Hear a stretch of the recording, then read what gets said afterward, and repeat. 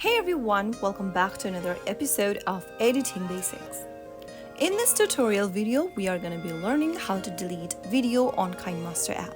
If you want to delete a video layer that you are working on a project using Kinemaster, then the process is quite easy, so let's dive into the video right away. First of all, make sure you open up your Kinemaster project that you are working on to. Once you do that, go ahead and select the video layer from the timeline, which will then be highlighted.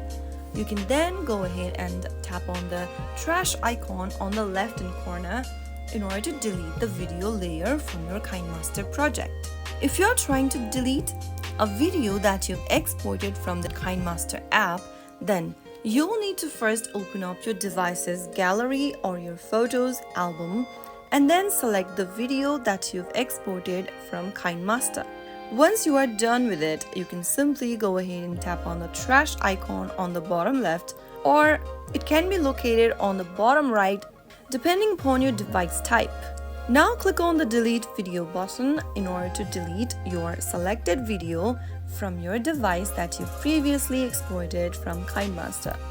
And that is how you can easily delete video using Kinemaster.